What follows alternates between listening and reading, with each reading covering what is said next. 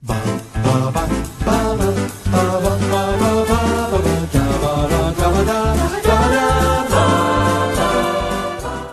ding, ding, ding, ding, ding, ding, ding, ding. We're not doing Pulp Fiction, but this is the first in our next fortnight. I dare say we are. Should we? No, because everybody loves Scorsese.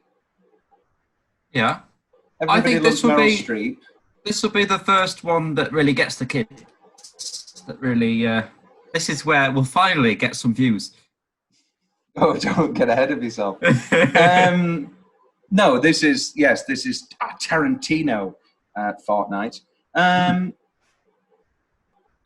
Before we jump into which film we're talking about today, what are your overall general thoughts on Tarantino? Why hasn't he won his Oscar yet?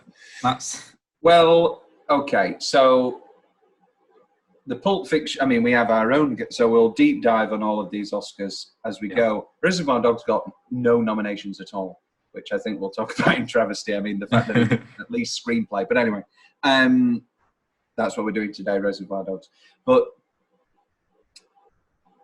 Pulp Fiction won the Palme d'Or at Cannes. Went up, so that Pulp Fiction's the big one that everybody always jumps to. Yeah. Against Forrest Gump, Shawshank, and Quiz Show. I mean, it wasn't really versus Quiz Show. I like to throw Quiz Show in because I think it's very underrated, and it's a wonderful Ralph Fiennes directed by Robert Redford movie. But the real race was Shawshank, Forrest, and Pulp Fiction, and for me, it's always been Shawshank, Pulp Fiction, then Forrest Gump. What should have been the order of winning? Depending on who you're talking to, people fluctuate between whether it should have been Shawshank or Pulp Fiction. But I don't think anybody says it should have been Forrest Gump, unless they die hard. Except for Nathan. Yes, Nathan Sloan, previous guest, big Gump fan, big Gump head. But all in all, I think people say it should have been Shawshank or Pulp. And, I mean, there's no argument there, really. So we've got that Oscar year. I don't know if Django deserves Best Picture. It was another screenplay win for him, but no Best Picture win. Inglourious Bastards, I think, is an interesting one, which we'll talk about, because that was the Hurt Locker year. And for me, Hurt Locker is so bland and is your typical Best Picture winner, in that 10 years pass and then you go, wait, that Hurt Locker won? I'm not. Some people.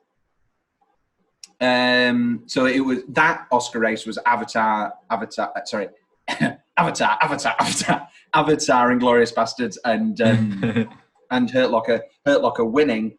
And a lot of people sort of put it down to Avatar versus Hurt Locker. I mean, we sort of look back on Avatar now, and it's a bit kitschy and it's not excellent. I still think you can't undeny how much of a visual spectacle the film is, and as simple as it is, I think it's still groundbreaking. Even to this day, the water animation alone, that water animation, you could put that against anything in the modern day, and that's still better.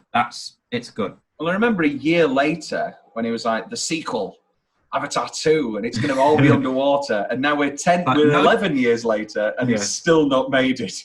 Well, James, not everyone likes Avatar as much as you do. Yeah, it is. He gets carried away, doesn't he? This is the thing. You can't bet against James Cameron. He has beat his own record of making the biggest movie ever. I think is it 4 times?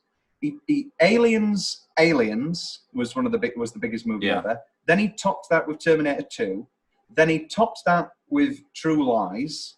Then he topped it with Titanic, obviously. Then he topped it with Avatar. I mean, obviously, it's a whole new ballpark now. I don't know if Avatar 2 could be Endgame. I hope it does, just to kick that shitheel off. I wonder if Avatar 2 will be a Netflix production. No. Can't be. No, it won't be. He's a cinema boy, like Nolan. He's a cinema boy. He's And like, mind you, we always said that Scorsese was a cinema boy, but Irishman went to Netflix. And actually, that's where I'm most disappointed about The Irishman going to Netflix, is that people could turn it off.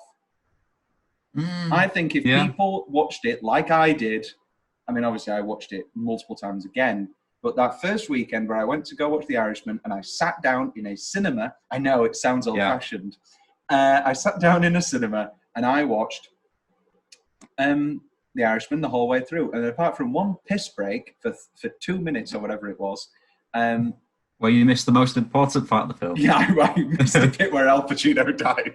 No, I'm actually pretty good at piss breaking. Time of recording, I watched Tenet this morning, and I think that was a pretty good piss break. But anyway, that movie, wow. Ugh. Anyway, there'll be, who knows? Better than Dunkirk? Because that was bad. I don't know. I don't know. Oh dear.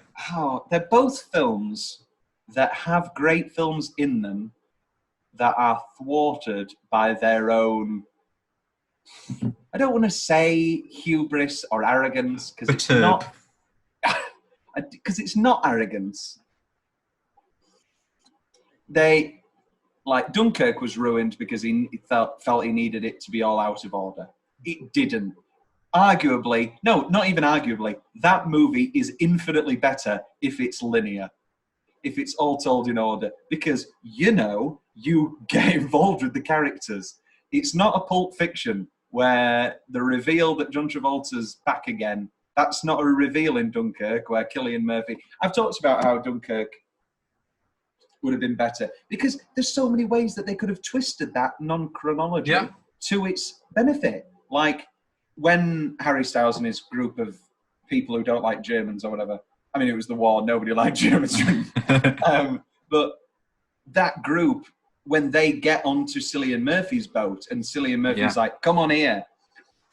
If that had been structured in that, because we already knew that Cillian Murphy, his boat was dead because he was on Mark Rylance's boat. If they'd have, the worst plot in that film, oh my God, little Barry Keoghan falling over and getting blinded. Jeez. But if it was structured in an interesting way, I think there's a lot of good in it. I think the Tom Hardy stuff was great with his, his surrender and his, final flight and all that. I thought there's a lot of good, and there's a lot of good in Tenet. Okay. I'm looking forward to watching it. I'm probably I won't go to the cinema to watch it, I don't think. I will probably just buy it. The next time I'll go to the cinema will be to watch Bond. It was so exciting watching the Bond trailer again. And I was like, I'm actually going to watch it this time. Yeah. It's not like when I went to watch The Invisible Man and I saw the trailer and I was like, wait a minute, I might not see this film for years. Invisible Man, did you enjoy it? Was it better than Hollow Man? I like Hollow Man. I think actually on rewatchability, I will rewatch Hollow Man. I don't think I'll rewatch The Invisible Man.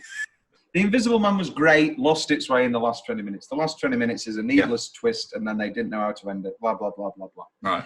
But it's very interesting that we're talking about all this chronology talk, because one of the big things, Tarantino-wise, is his use of chronology. Now, I've often taught, I used to have this thing with my film teacher of, I don't think it was as revolutionary as everybody made out. Everybody was making out as if nobody had ever made a film out of order before. But it was definitely revolutionary in the mainstream. It was the stuff of early 50s Japanese Kurosawa cinema. It was the stuff of Rashomon, specifically Pulp Fiction-wise.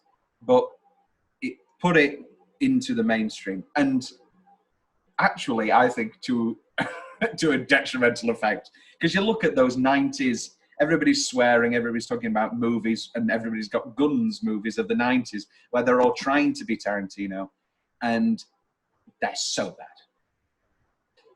Desperately, desperately terrible films. But here, and watching Reservoir Dogs again, I watched it yesterday, I forgot how much It sounds stupid because he's described as one of the best screenwriters of our time. How well written it really is. Face! Put the gun down! Here are your names. Mr. White, Mr. Blonde, Mr. Pink. Why am I Mr. Pink? Who cares what your name is? Yeah, that's easy for you to say. You're Mr. White. You have a cool-sounding name. Let's go to work. Well, I don't know why I came here tonight. I got the feeling that something ain't right. What happens if the manager won't give you the diamonds? Cut off one of his fingers. The little one. I feel scared in case I fall off the chair. And I'm wondering how I'll get down the stairs. If they hadn't done what I told them not to do, they'd still be alive. It's so hard to keep the smile from my face. I'm all over the place. You're acting like a first-year thief. I'm acting like a professional. And your friend they all come calling. Slap you on the back and say, Choice he's been doing 10 years. Thinking that's some stupid mother. Ain't no choice at all.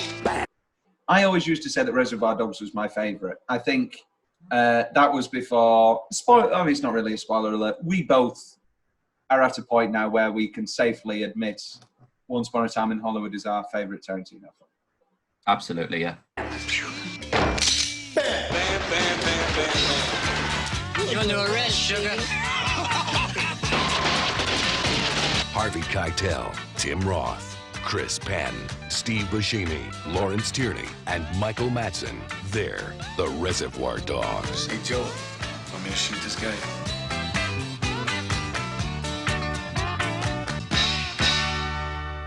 What's your top three? What's your top three?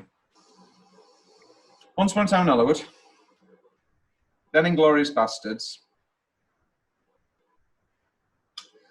It might just be The Hateful Eight, Will. I know that... I know. Christ. I'm a big kill... Right. It's 2 hours. It's 2 hours of Samuel Jackson in a carriage. That's it's great. Anyway, for Kill Bill fans, we're not doing the Kill Bills this time. We only have 6 choices. And I chose... so we're not doing Jackie Brown either, even though Jackie Brown is excellent. Don't let anybody tell you Jackie Brown's boring. They're wrong. But I specifically wanted to do Hateful Eight as our next episode because I know that that's the one that Will hates. And I think that genuinely it's one of his best. And I really want to win him over or at least force him to watch the film again. Because I presume you've only seen it once. Did you watch it all? Oh, I stuck through it. I thought, okay, if I watch it all now, I won't ever have to watch it again. How wrong I was. So here's the thing I want to bring up, because we're not doing these in order either.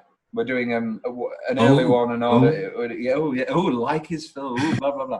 And you can see the point. I mean, it's a crude thing to say, but you can see the point where Sally Menke dies. So Sally Menke is editor for Everything I Fear. I think Inglourious Bastards was the first one where she passed.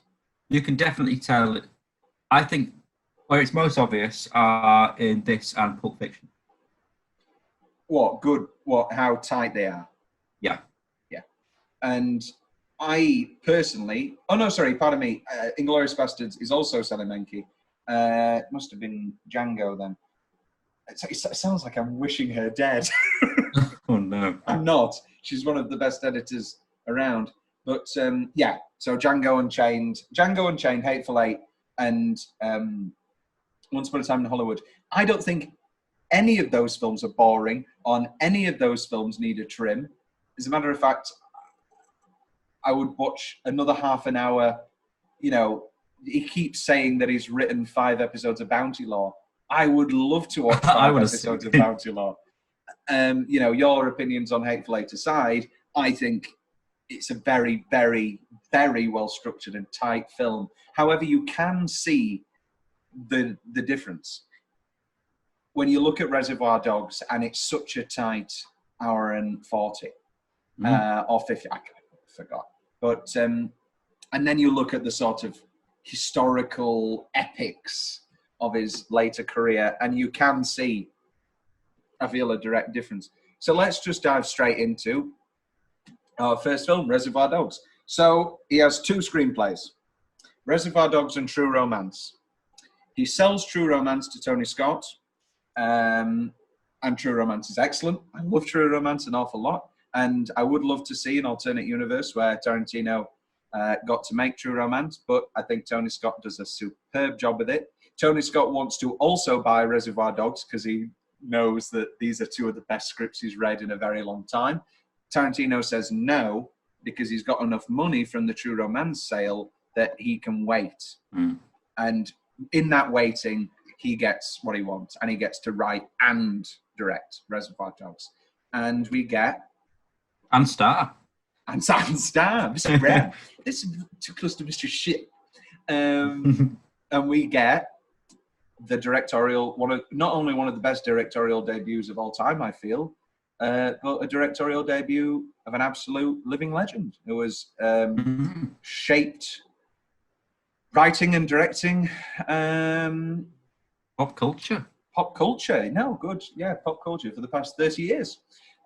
What's your top three before we... I'm similar. I mean, you know my bottom. Yes, I do. My top three is one... oh, dear. Once Upon a Time in Hollywood, Inglourious Bastards, Pulp Fiction. I think that's a good three. Yeah. But I'd probably chuck either Reservoir Dogs or Django in the next spot. I think that's where I'm leaning to. Django's great. I mean, it's got a whole episode. Let's see what the kids are saying about Reservoir Dogs. Here we are.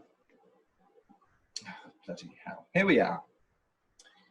I was there when it opened. About a quarter of the audience left because of the blood and violence. Soft types.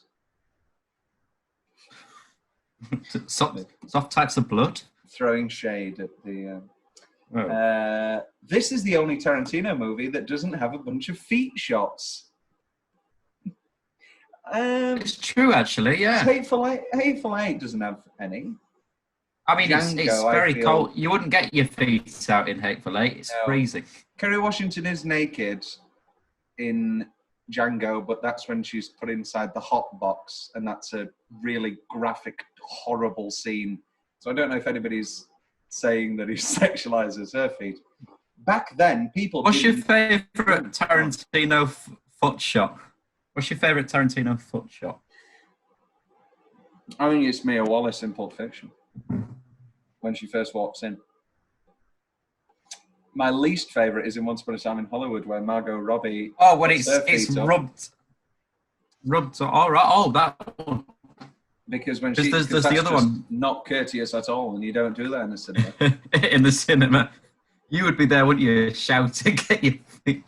No, I would say, can I please sit next to you? Hello, Margot Robbie. Are you a supermodel? How it's not possible that you look this good. My favourite is Uma Thurman trying to move her toe. Ooh, good one! Buck likes to fuck. Back then, people didn't know when you first see a Tarantino movie trailer, you know it's going to be a party. And I think, and it's weird that we're talking about Nolan also in this, because there are few directors now. I mean, I sort of do get excited about directors putting out new films because I'm a film guy. So when I see Ben Wheatley putting out another film or Andrew Dominic, I go, I'm really excited because I like that director. And I don't want to get snobby, but there is not normal people.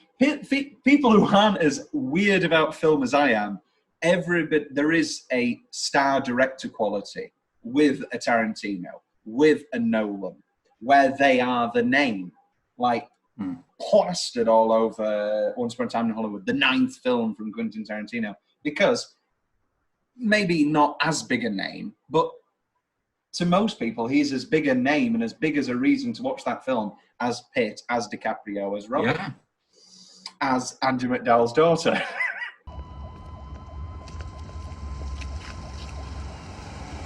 Hold it! Hold it! Right there! Get in the fucking car!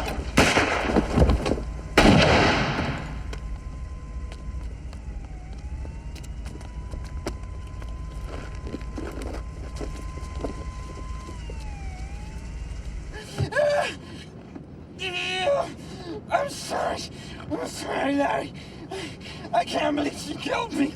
Who the fuck you thought that? Hey, just cancel that shit right now. You're hurt. You're hurt real fucking bad. But you ain't dying. All this blood scaring the shit out of me, Larry. I'm gonna die, I know. Steve Buscemi! Is this our first Steve Buscemi movie? Oh, it might be. I think it might be. Is this our? It's taken us 85 episodes to get talk to about Buscemi. You talk a little bit about Buscemi. I'll double check. I love Buscemi. I mean, we used to have a fascination with him, didn't we? In our adore first year of Steve A-level Buscemi. drama. I can we officially comment. Him. I can officially comment that this is our first Steve Buscemi movie. I've never seen Boardwalk Empire. Boardwalk Empire is great. That good? Yeah, Boardwalk Empire is great. Everybody watch Boardwalk Empire. We did Indecent Proposal before a Paddington 2 episode. Sorry, before a Steve Buscemi episode. Yeah. Indeed. Because we like to do memes. Also, after watching the Peep Show Indecent Proposal episode, I was rather disappointed. It was one gag, Will. I want a whole episode about Indecent Proposal. I saw The Hateful Eight, and I'm glad Tarantino came back to his origins. Like Reservoir Dogs, wonderful movie. Indeed, you have got the aspects, quite literally, of 8 people in a room, shouting, screaming, and ending up shooting each other. Why am I Mr. Pink? Oh, he's quoting the movie. Jesus Christ, I'm thick. I thought he was like, I'm so like Buscemi. Yeah. But no, obviously he is quoting the movie. Let's just dive into it. I think we've dilly-dallied enough. Oh, another thing. Opening line Hall of Fame and closing line Hall of Fame. We're going to bring back when they are good. Okay. Okay. Because we're going to bring it back. Put the gun down. Put the gun down, sir, please. We're going to bring it back right now. Opening line Hall of Fame. Let me tell you what Like a Virgin's about. Like a Virgin's about this girl. She loves big dicks. Can you imagine if you don't know a single thing about Tarantino and you sit down and you're like, oh, Harvey Keitel's, and it's like a crime movie. It's from the guy who wrote True Romance. Oh, yeah, I like True Romance. Well, yeah, okay. Let me tell you what Like a Virgin's about.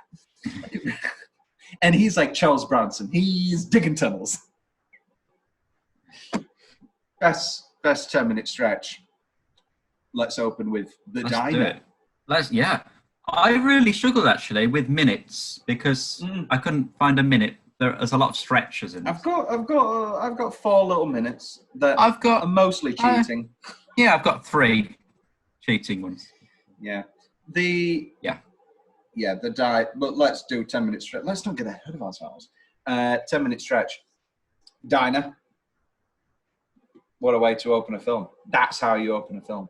That is, yeah. And they do the sort of panoramic table, so we're always going round and round, and we're hearing everyone's story. It's great. Just like Hannah and her sisters. Very reminiscent of the dinner table scene and the way that that's filmed. Yeah.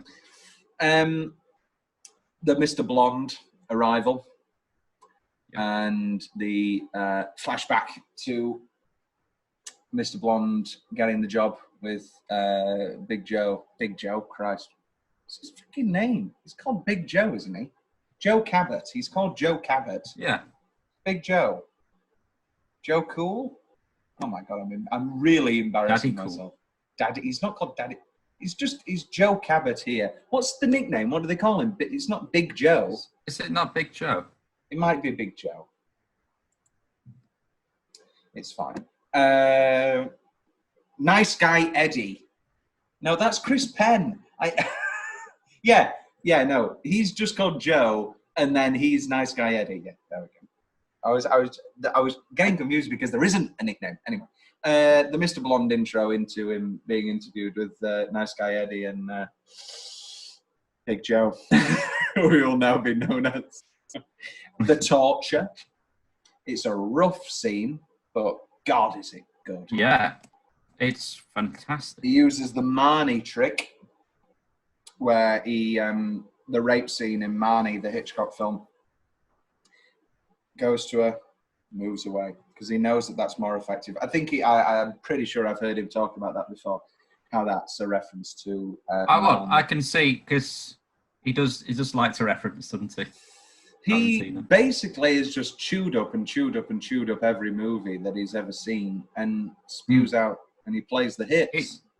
It's nice to see, though, isn't it? Because you can tell he just loves films. Sometimes it strays from possible homage to rip-off territory, but never to the point where it's where I go, oh, come on, Quentin. It always feels, and I think it's that great love that he has for film. It always feels. If he's gonna do it, he knows whatever I do, it cannot ruin the source material. It can't taint it. Mm-hmm. Indeed. I also have the Mr. Orange flashback after the reveal. And Meat doing the whole commode story and the rehearsal of that and the performance of that. I think that's just a rock solid 10 minutes. And then the final Mexican standoff. This cat. And then, don't you shoot my dad! Stop pointing that gun at my dad! Which I quote. It's the rarity that I quote it, but whenever I do get the chance to quote it, I take great relish. Scream! Stop pointing that gun at my dad! Have I missed anything here, Will? You've got me bang on. Have I? Yeah. Did I add any? Did I add any that you didn't have? Yeah, but I've forgotten what you said. Really listening. Oh, that's all right. Tom's weirdly specific favourite parts of the film, just little exchanges in the initial diner scene. How many dicks is that? A lot. What's special? Taking you in the back, sick your dick. I love the way that Eddie Bunker, real life career criminal Eddie Bunker, Mr. Blue, delivers that line. Who is arguably a better actor than Lawrence Tierney, who is an actual actor in this movie as Big Joe. There's lots of little, we talk about Watch Mojo a lot, but there's lots of little reasons that Mr. Orange is the rat. And I think the most subtle one, and I think the one that works best for me, is the when he rats on Mr. Pink not tipping. I think that's subtle, and I think that is really just great writing. And it is the sort of thing that you notice on a rewatch. It's not in your face. The orange balloon is just a complete mistake. Lots of people have said that that's a reference to how he's the rat, but Tarantino just says that's a genuine mistake. They didn't. That was the shot. That was the shot they had. Pink's escape, yanking that woman through the window. Rough stuff. The blonde intro, just him standing there, supping his straw, and the poster image of Mr. Pink on the floor and Mr. White pointing their guns. What do you think of Nice Guy Eddie calling his dad Daddy? Nothing wrong with that. Do you call your dad Daddy? No. I've never got it. I like when Mr. Blonde asks Nice Guy Eddie, "Where's Joseph?" instead of "Where's Joe?" It's Where's Big Joseph? Where's Big Joseph? Yeah. It really is another subtle little moment that really exemplifies the relationship between the characters. The lovely little dance in Stuck in the Middle with You. So another famous Tarantino thing is the soundtracks. So I'm going to add a category for... Oh, Christ. Just for this episode. Oh, just for this No. Actually, I think I'm going to add the category all the time, called Soundtrack Corner. where we pick the best song Okay. that appears in the film. I think that's a good category. Okay. Yeah. Okay. And if it's a piece of score, then it's a piece of score, which I know that you're into. So that is going to go in. I do. That's going to go in after Will's more general favourite part of the film. So start thinking about Soundtrack Corner. I mean, I've got it. Oh, no. I haven't. No. I know exactly what I'm Who's considering? He's considering. Oh. I have The Orange Reveal. That I remember I watched this film. That's great. It's a great reveal. And the bang, bang, bang, bang, bang, bang, bang, bang, bang. How about some fire, Scarecrow? Great Wizard of Oz reference. We love a Wizard of Oz reference. I love the Wizard of Oz. But I remember the first time I saw this movie was on a DVD, on my portable DVD player. My dad still plays cricket, but when I was a younger child, I didn't really used to watch it. I used to sit in the back of his big boot with my portable DVD player, and I used to watch movies. And I watched Aliens and Alien for the first time on a tiny screen in a portable DVD player. I watched Total Recall for the first time. And I watched Reservoir Dogs for the first time. And I remember being absolutely blown away by the orange reveal. I didn't see it coming. I just didn't see it coming at all. I can't really remember who I thought it was going to be. I think I maybe considered Mr. Pink, but I definitely did not see. No. And I think it's, even though we know who the rat is now, still a really great movie moment.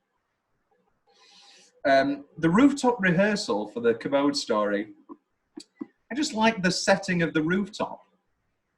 I just think that's an interesting setting. I also like his handler's costume.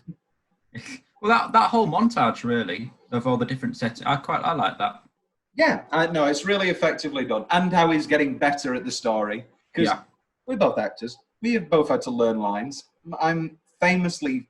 monologues I'd say I'm least favourite better than you at line learning. But not better in acting. So which would you rather do? Oh, how cruel. Oh, how cruel.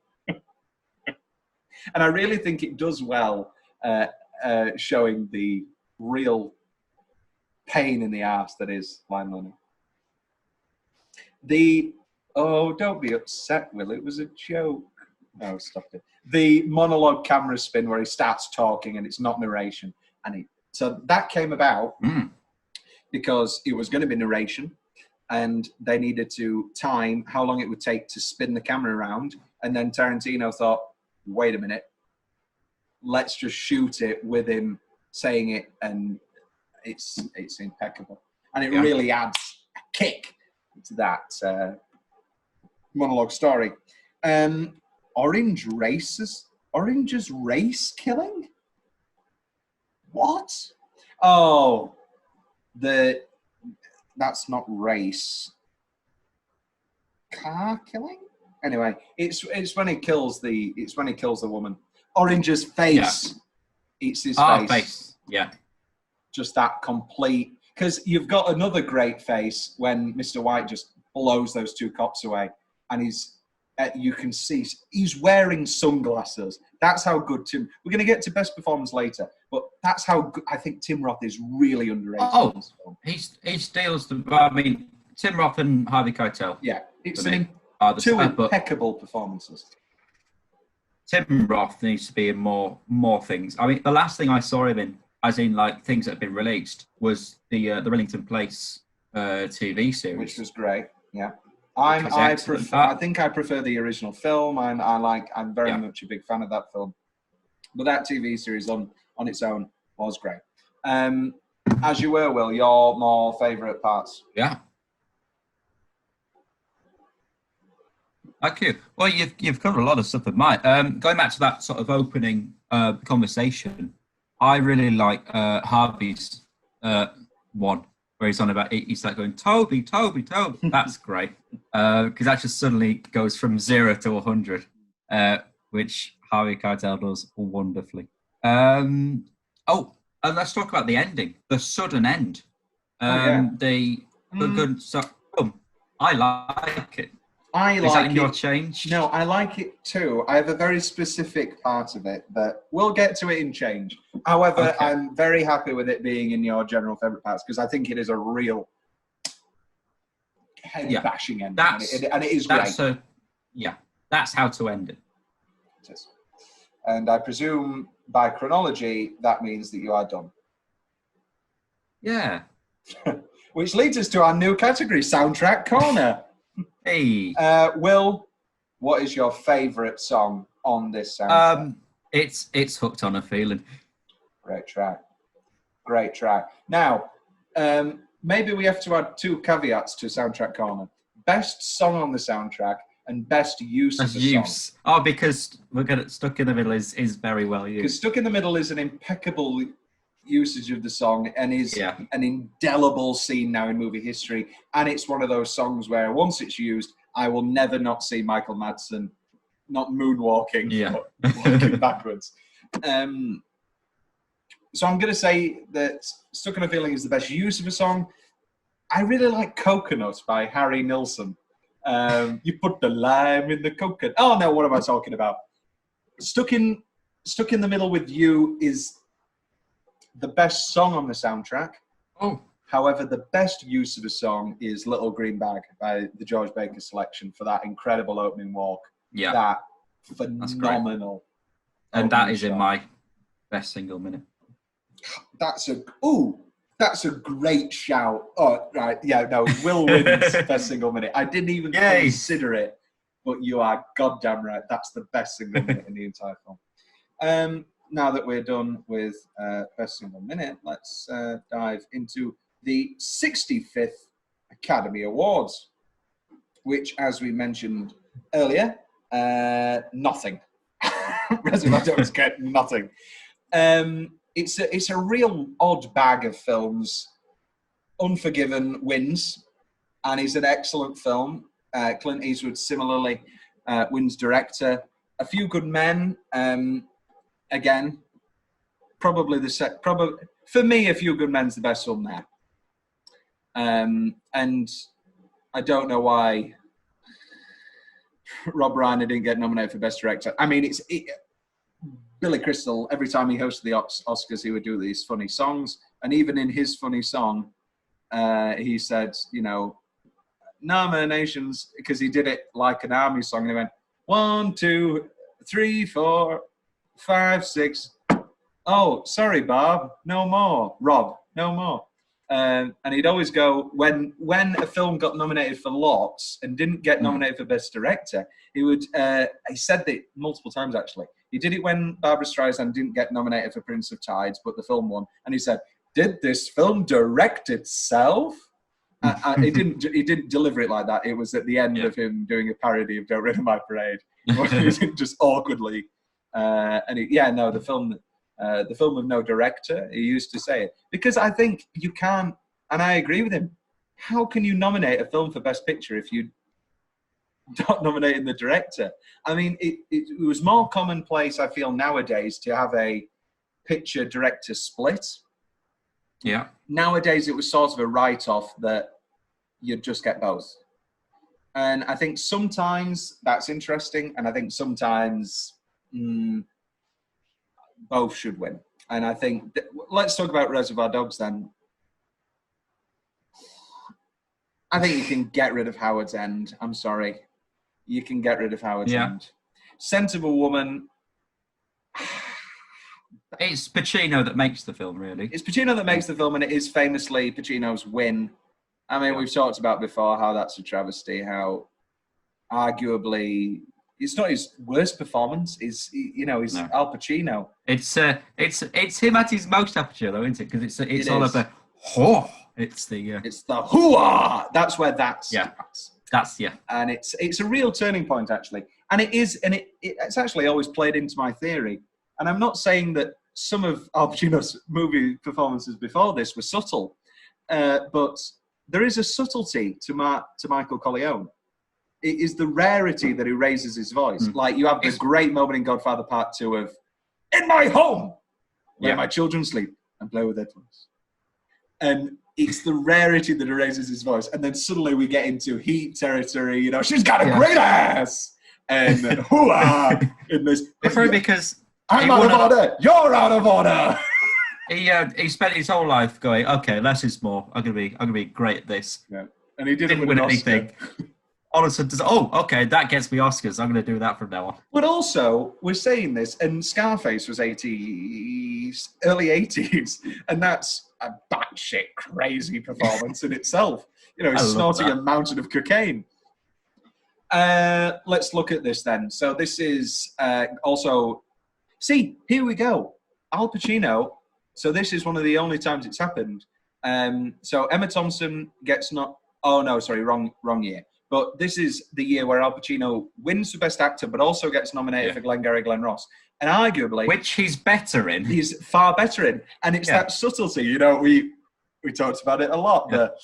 Not as train compartments smell like shit.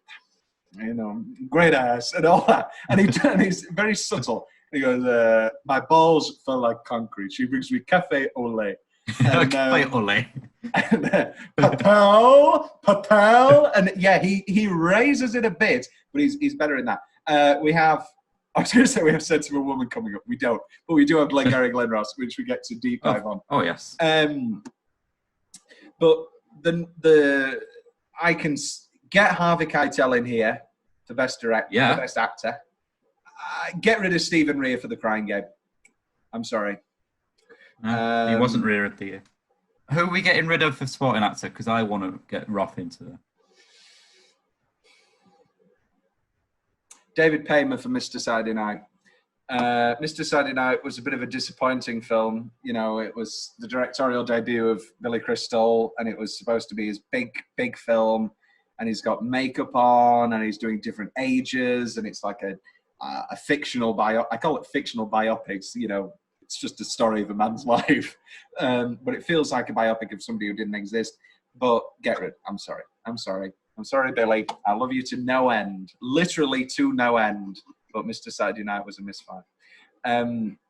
Yeah, get rid. I'm sorry. And let's get Tim Roth in. However, Pacino. Ooh, that is tough. Pacino as Ricky Roma versus Nicholson as Nathan Jessup in Few Good Men. That is a tough beat. I can see why they just gave it to Gene. Yeah, so you don't have to. And Gene Hackman's excellent in Unforgiven. Yeah. I am not taking that away from Gene Hackman. No. God knows I love Gene Hackman. I'm going to go... But that's just because they're two of our top three favourite actors. So that's... I'm going to go Pacino wins for Best Supporting Actor. Harvey Keitel gets nominated for Best Actor. But Denzel's the best performance there in Malcolm X. Oh, yeah. Malcolm X is Denzel's best film. It's Spike Lee's best film. There we go. We don't have to deal with actresses this year. I'm glad Clint Eastwood wasn't nominated because Clint Eastwood really can't act. He's got presence. I don't like him. I think he's a great director. Fire? What did I watch the other day? Where he's an angry old racist man. Gran Torino. Gran Torino shit well. Yeah, don't. And then I watched that, and I watched one from the 80s where he's training up a load of people to go into war, and he's disagreeing with all of the drills. And he's he goes home. One of them's got a kid. Right. I think previous guest David Robinson has a Rain Man-esque love for In the Line of Fire. And I agree with her. It's great. I think she thinks it's Citizen Kane. But anyway, this is the travesty. Lorenzo's Oil, a fine film. Passion Fish. Maybe sounds Passion... like a cocktail. Yeah, Passion Fish. Maybe that's the best movie ever made. I haven't seen it, and I'll admit it. But where the hell is Reservoir Dogs here? I mean, I'll go to bat for Husbands and Wives. I think it's one of Woody's most underrated films. But where the hell is Reservoir Dogs? What the shit's happening there? I mean, we talked about it, but, it didn't get nominated for anything. Whereas I can... Oh, well, Basic Instinct for film editing. That's your winner. Death becomes up for Best Visual Effects. Oh, that, Hey. yeah, you're goddamn right. Wasn't this where, this is where I believe, we talked about this before, how they ushered in visual effects because of, maybe that's bullshit, I don't know. I'm a big fan of, this was actually a sneaky good year for movies. This is what the best picture should have been. Swap Crying Game for Reservoir Dogs. Well, no, actually, swap. I was still going to say Basic Instinct should have been not. I think My Love for Basic Instinct. I don't think it should be nominated for Best Picture. You know what is a goddamn travesty? Where the hell is Sharon Stone for Best Actress for Basic Instinct? What in God's name are we doing if we can't give Sharon Stone a goddamn Oscar for Catherine Trammell? You ever fucked on cocaine, Nick? She deserves the Oscar for that line alone. Are you sorry he's dead? Yeah, I like fucking him. I like what he did for me. I like men who give me pleasure. An incredible performance. Why can't we pick our own colors? No way, no way. Tried it once, it doesn't work. You get 4 guys all fighting over who's going to be Mr. Black. But they don't know each other, so nobody wants to back down. No way. I pick. You're Mr. Pink. Be thankful you're not Mr. Yellow. Yeah, but Mr. Brown, that's a little too close to Mr. Shit. Well, Mr. Pink sounds like Mr. Pussy. How about if I'm Mr. Purple? I mean, that sounds good to me. I'll be Mr. Purple. You're not Mr. Purple. Some guy on some other job is Mr. Purple. You're Mr. Pink. Who cares what your name is? Yeah, that's easy for you to say. You're Mr. White. You have a cool-sounding name. All right, look, if it's no big deal to be Mr. Pink, you want to trade? Hey, nobody's trading with anybody. This ain't a goddamn fucking city council meeting, you know. Now listen up, Mr. Pink. There's 2 ways you can go on this job. My way or the highway. Now what's it gonna be, Mr. Pink? Anyway, I forget where we are. Will's favourite building or You always forget about the one that I get to do. Don't forget. It's like it's next on the list. It will be talked. It will be done. It's I mean, there's not much to talk about, is it? It's the base of operations. Mm-hmm. It's that. What is it? A warehouse? Can you call it? A warehouse. A shelter, a refuge, a warehouse. They add a bonus of all of the coffins just upright and how they accumulate. That's great. I like it very much. Mm-hmm. It's I think I'm going to talk about this now. So Michael Fassbender always talked about how in his school he did a play version of Reservoir Dogs, which he made with him and his friends. And he did, when he was on the set of Inglourious Bastards, he was like, "Do I bring it up at the rap party? Do I bring it up when we're filming? Why isn't this a play that is done all the time?" Mm-hmm. Yeah. Why isn't this? I was thinking that play? last night. I think not Mother. I watched the 4, something like that. It's where there's the platform that comes down with all of the meals. It's called The Platform, Will. The platform. Well, there you go. I think that would be a great play. Shame about the plot, the acting, the direction, the twist. Yeah. Terrible But film. I think great idea for a play. Yeah, good idea for a play. Shame about the what's that Arrest. song? Yeah. Because he talked about how Hateful Eight was going to become a play, and he was very excited about the idea of different actors taking on these roles. That's what he says is the best thing about plays is that decades pass and you can see multiple people take on the roles, and he was very excited for that aspect of something to happen like that with his career. Have you heard about Jason Reitman? So Jason Reitman, director of Up in the Air and other great films. I think you might have seen Juno, Will? No, I haven't. I've seen bits. So he does these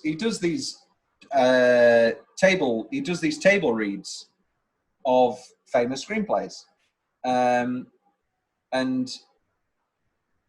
they're really interesting casts. Basically, It basically just gets the best cast you could possibly imagine to read these scripts. And where is it now? He did an all-black version of Reservoir Dogs. Ooh. Reservoir Dogs, Reservoir Dogs, Reservoir Dogs, Reservoir Dogs, Reservoir Dogs. Oh my God, where's Reservoir Dogs? This is going to really drive me mad. Jesus. Vamp. Talk about something else. It's here. Stop vamping. Stop vamping. No. I think that those 5 seconds alone really do worth it. So basically, he does these live reads of plays, of screenplays, and it's great. You know, these are cast. I'd love to go see them. They're never recorded, and they raise funds for the movie industry. This was the cast of the All Black Reservoir Dogs. Lawrence Fishburne as Mr. White. Sounds incredible. Cuba Gooding Jr. as Mr. Orange. Also sounds great. Yeah. Terrence Howard as Mr. Blonde. Anthony Mackie as Mr. Pink, who you'll know as Falcon. Yes, and also from the Black Mirror. Oh yeah, the gay Black Mirror. Yeah. Common as Mr. Brown. And Patton Oswalt as all of the white people. Sorry, all of the black people in the film. So because he's Patton Oswalt's wife, who you'll know best, Will, as the voice of Remy. Oh yes. Come on, yes. William. I do apologise. You should apologise. I should. He's also he in 22 Jump Street as well as the professor who sleeps with the students. Yes. But there you go. Yes. Let's do best single minute. I've done mine. I've done all of mine. Is that? Oh, fair enough then. I got the credit sequence. Yeah, back of the car, and I kind of did standoff to the end as a minute. Yeah, I guess you could say. Yeah, the back of the car. Sorry, are you a doctor? I'm gonna die! I'm gonna die! You could say that maybe Tim Ross overacting it a bit so much, but I think none of us have been shot in the gut, so maybe it's great. The White and Mr. Pink in the back room. I think that's a great early scene. Yeah. The plan meeting, the giving out of the names. Why am I Mr. Pink? Why am I Mr. Brown? It's a little bit close to Mr. Shit. Which leads me to a Tom's big question. So he says, "Can't I be Mr. The best part of that scene where he goes, "Can I be Mr. Purple? I'll be Mr. Purple. That's good with me." And he just goes 4 lines without anybody talking back to him. And he says, "No, some of the guy's Mr. Purple." So does this mean that he's got another job going where he has used, let's say, 5 different colours, and he hasn't used white, pink, brown, like they're not his go-to colours? What are the 5 colours that he has picked before the... I say, to be honest, you're missing off red, yellow, blue, the main ones. These are the leftover. Because he says, why, good job you're not Mr. Yellow, because I presume that's a racist thing. But, and then they're like, hey, they were all arguing over Mr. Black. You're Mr. White, that's got a cool name. All great stuff. And the final flashback, including him having to shoot the woman who is his dialect coach, who got Tarantino to cast because apparently she really was tough on him. And in a way, sort of mirroring, it's again that shot of Tim Roth on the floor shooting in the exact same position he does when he shoots Michael. This, I presume, will be our favourite category on this Tarantino Fortnight.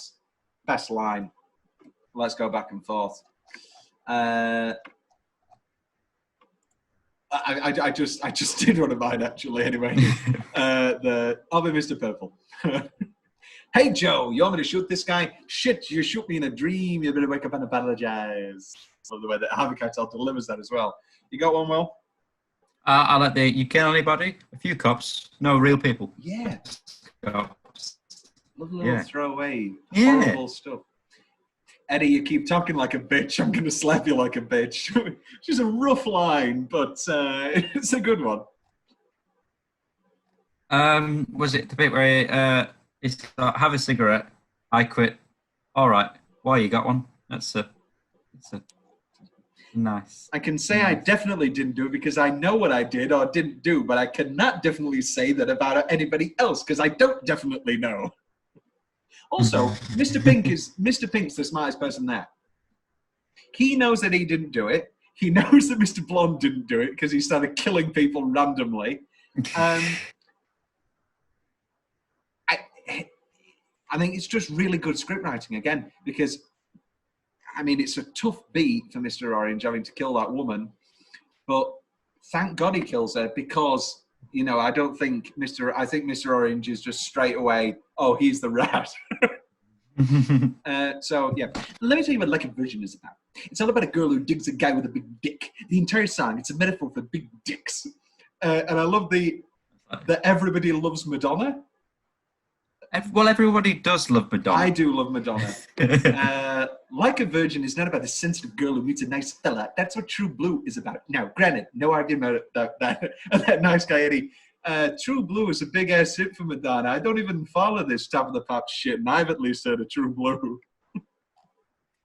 And then I love the payoff of that when he's like, I've got Toby Chung in one ear and I've got Madonna's big dick in my other.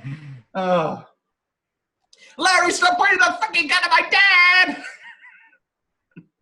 Why isn't that a ringtone? Will, you got any other favourite lines? That's it for me. My two ringtones, I had Mrs. Doyle going, go on.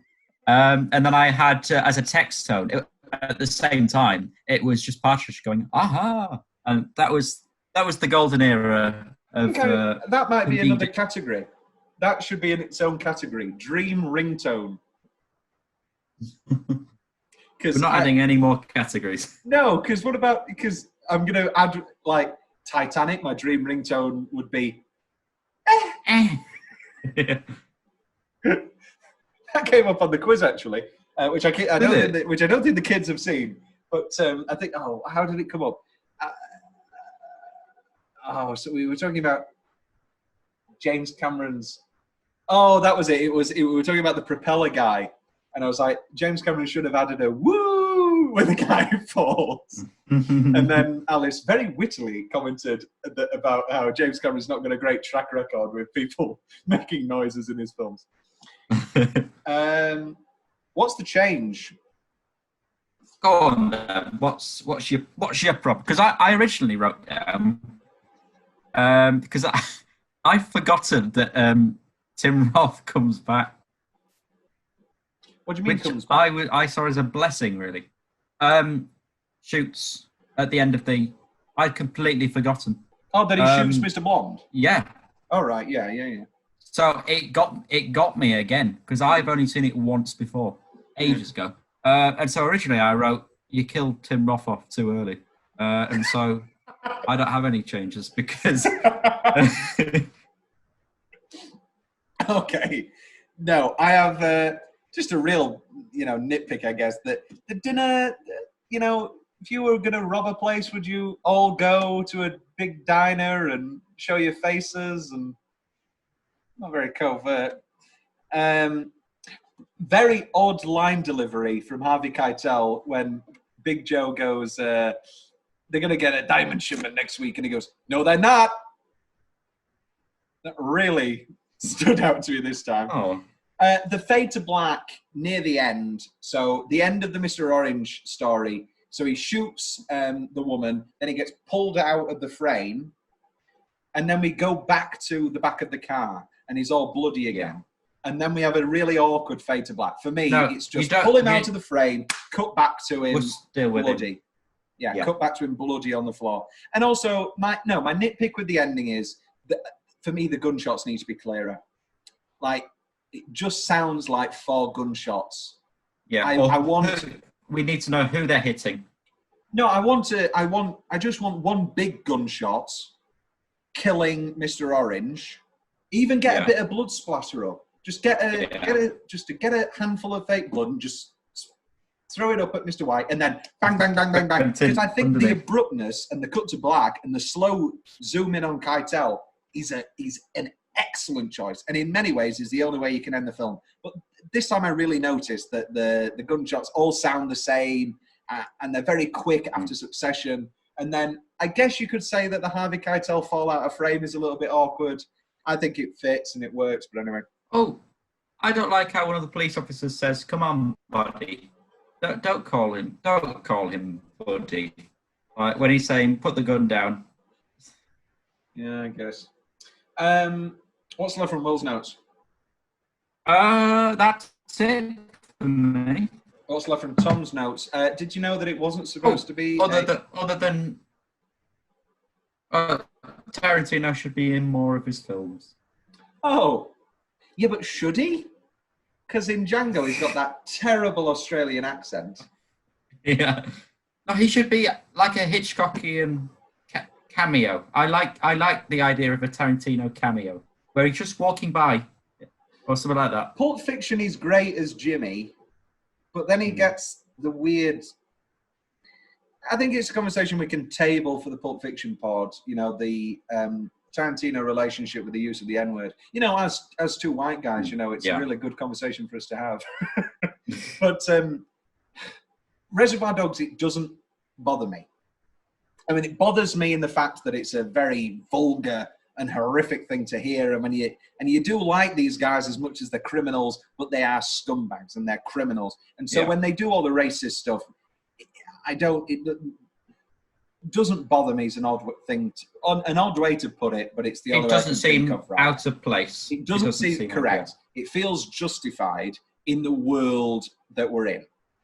Pulp Fiction, Jimmy's N-words, when he's talking about dead N-word storage, that really feels out of place. And we'll talk about that in Pulp Fiction. What did you ask me? Oh, Tarantino cameos. Yeah. Do you like in Hateful Eight where he does the narration halfway through? It's been 10 minutes.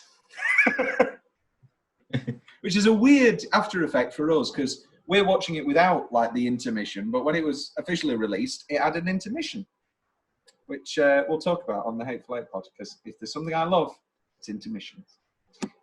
What's left from Tom's notes? Did you know that in the original script, it was a machete that Mr. Blonde had, not a cutthroat razor? Oh, I like the razor.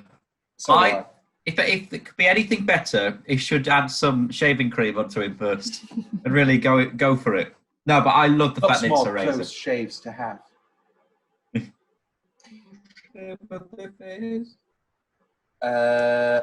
We don't have an alternate ending corner, but we do have some fun facts. The film's budget was so low that many of the actors simply used their own clothing as wardrobe, most notably Chris Penn's track jacket.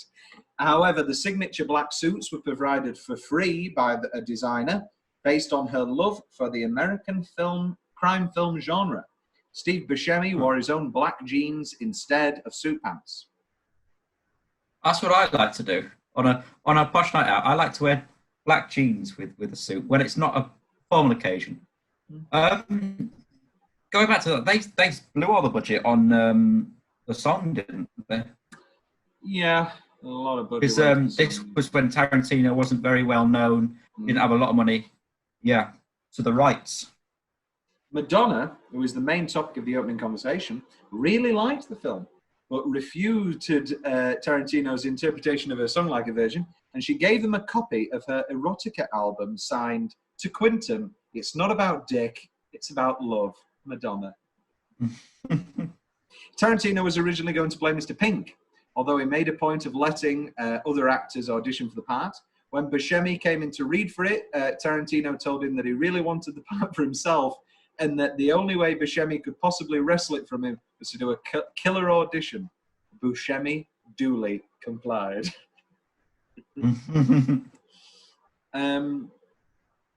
According to an interview on the DVD, Michael Madsen says that Kirk Boltz, Marvin Nash, asked to ride in his trunk to experience what it was really like.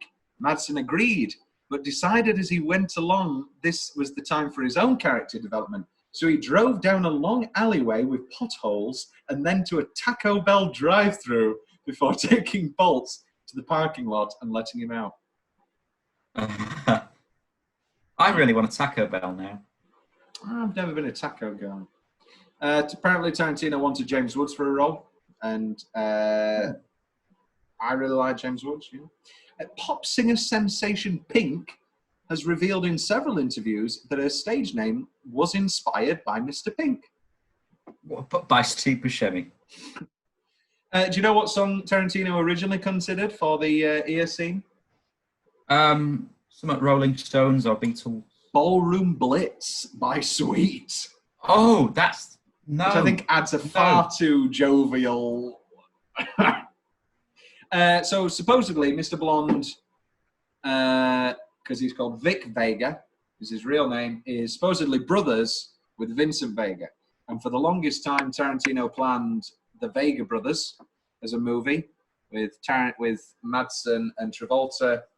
Obviously, they both got very old, and you can't do a prequel because they got old, and you can't do a sequel because they're both dead. Not Travolta and Madsen. How do you think Hopkins gets away with it in Red Dragon? Ooh. No. No, he doesn't at all. And it's the most glaring part of the film. It's because he's starting to go fat as well. That's the main thing.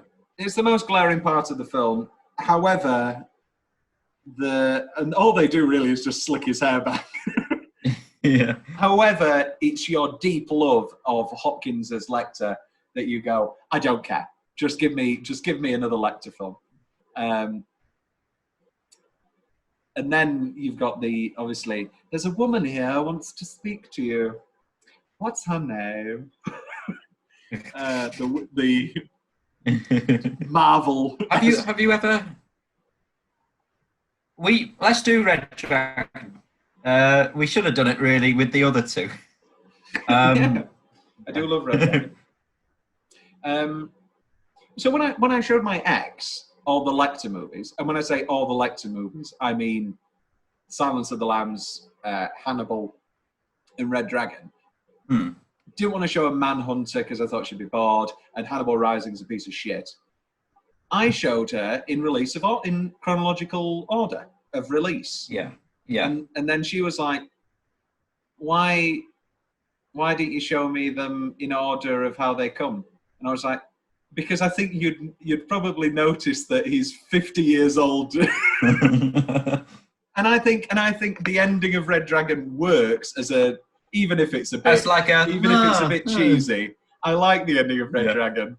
But I don't. If you just watch Red Dragon, you'd be like, "What? Sorry, which woman?" And then if you started Silence of the Lambs and you've got 10 minutes of her running about in a field, you'd be like, "What's happening here?" I think I did the right thing. And anyway, she's gone. According to Quentin Tarantino, Mr. Pink survives. You can verify this by increasing the volume of the background sounds. Mr. Pink runs out of the building with the diamonds. Police officers can be heard shouting at him to put his hands up on the ground. Gunshots can be heard. Then Mr. Pink shouts that he's been shot. So, yeah. However, I don't like that.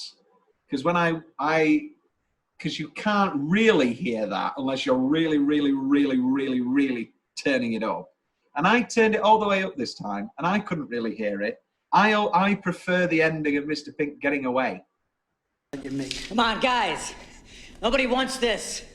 We're supposed to be fucking professionals. Hey, look. It's been quite a long time. A lot of jobs. There's no need for this, man. Let's just put our guns down and let's settle this with a fucking conversation. Joe, if you kill that man, you die next. Repeat, if you kill that man, you die next. Larry, we have been friends, And you respect my dad and I respect you, but I will put fucking bullets right through your heart. You put that fucking gun down now. God damn you, Joe. Don't make me do this. Larry, stop pointing that fucking gun at my dad! I guess I just love Buscemi.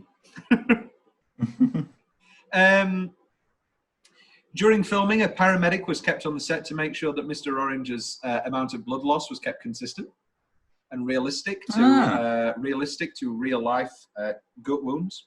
Many people have asked Tarantino why Mr. Orange confessed to being a cop to Mr. White at the end of the movie. They argued that he only had to keep quiet for 60 more seconds and he would be in the clear. He mentions this in the DVD commentary for the film. His response to these individuals is that they did not truly understand the movie if they are asking the question. Tarantino says that in all of the Asian countries in which this movie was released, this question was never once asked. He says that in Japan, they have a word for this called jingi. Without an English equivalent, it basically means that this was something that Mr. Orange had to do as a man, something that he owed Mr. White. Furthermore, he could only do it in those 60 seconds when Mr. White would have had the opportunity to do whatever he deemed necessary. It's never crossed my mind. I've always thought that Mr. Orange has a great empathy for Mr. White, and Mr. White has just killed himself effectively for Orange, and he feels like he's betrayed him. You know, he feels he's a cop through and through, but as so many undercover cops, they get into those muddy waters of like they get sucked in. Tom's big question: what do you think of tipping?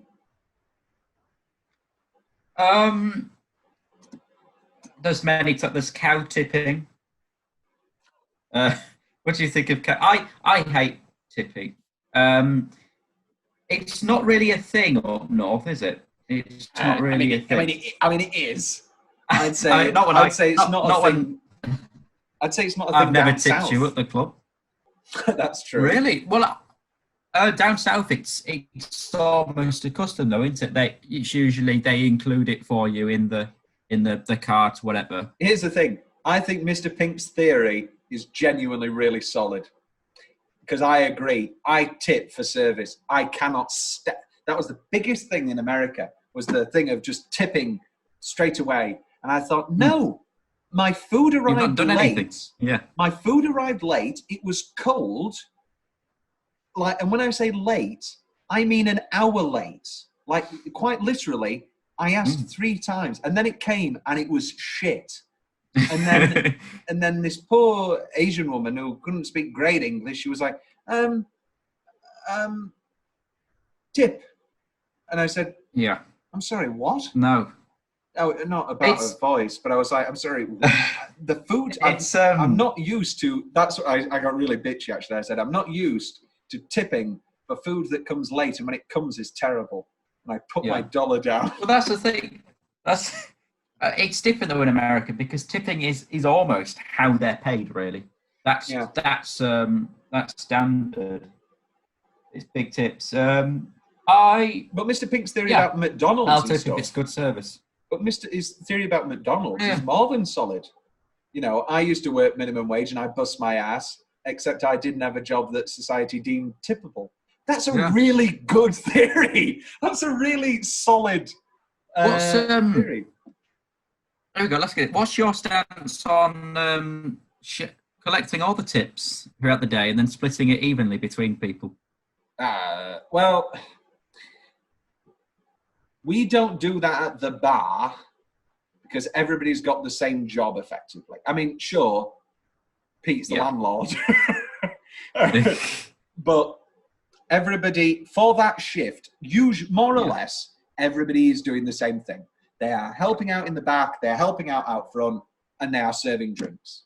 And so the tips usually come in the place of, can I get you a drink? However, at a restaurant, I can understand the pooling of tips, because if you don't pool them, the guys in the kitchen get nothing. Yeah. So I do understand the pooling of tips. What's your opinion on the pooling of tips? Oh, I'm just a bit selfish. If I've been given 50 quid as a tip, I'll have it. Where did you work where you got £50 as a tip? I think the highest tip I've had is a tenner. That was another one where my ex rubbed in. She had a new job at a race course. She had got a job at a race course at York Race Course, and this was after she'd gone, and it was like the tips for any listeners: don't have the meeting where you meet up again, because you think it's gonna get. There's a whole song about it called "Winner Takes It All." Listen to "Winner Takes It All" before you go, and then cancel it, because even if she's leading you on as if something's going to change, really, they just want to clear their own half.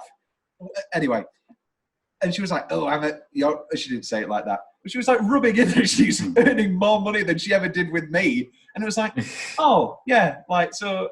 And she was like, "Yeah, I would have bought us a meal." Anyway, it's that's why I used to love working Sunday lunch, because it's all old ladies that have nothing to do. And they haven't got anything. They've got nothing to spend their money on, so they just give massive tips. Who was the best performance in the film? I think I think it's Tim Roth, Tim Curry. Hey, that's a different film. Yeah, who would Tim Curry play in this? He would be Mr. Blonde. Let me tell you what Like a Virgin's about. It's about a woman who likes begging ducks. I'll be Mr. Pupple. In a robbery, Will, who would you be? Would you be the getaway driver? Would you be the crazy guy? Would you be the... I thought you would be the kid who's in over his head and gets shot and killed straight away. I think I'd probably be... I don't know. I'm brainy. So I'd be like the one in charge of the plan. I wouldn't be a front man, and I wouldn't be a getaway driver, because that's boring. You just sit there. I don't think anybody's described getaway driving in a high-class robbery as boring. This is I didn't know where to put it, so I thought I'd put it. I'd like to report a robbery. They're coming towards me now. Oh, they're getting in the car. I'm in the middle of watching that episode as I started this podcast. What a great IT Crowd episode. This is one of my favourite movie theories. The reason that there's no police in Pulp Fiction is because it's all happening over the day of the Reservoir Dogs robbery.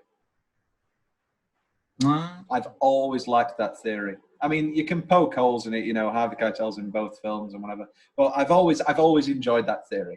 Because if you look at Pulp Fiction, you go, wait a minute, there's no police. And I know that Pulp Fiction's not over a day. I know all these things, but I think that's a nice little theory. Synopsis of a sequel. I want to see the Vega Brothers movie. I want them to go back to 1990. Actually. But then the Pulp Fiction theory doesn't work because you can't have Travolta. Who knows? No, the idea was that it was going to be a prequel movie, obviously set before Reservoir Dogs and Pulp Fiction. Because, I don't know if you noticed this, but they both die in these movies. Which is why they can't make it now. Because you can't have old... Yeah. We go back to Red Dragon. I am the Red Dragon. Closing line Hall of Fame. Put the gun down. You put the lime in the coconut. You drink the board up. You put the lime in the coconut. Put it all together. Say da da. Any final thoughts on Reservoir Dogs, Will?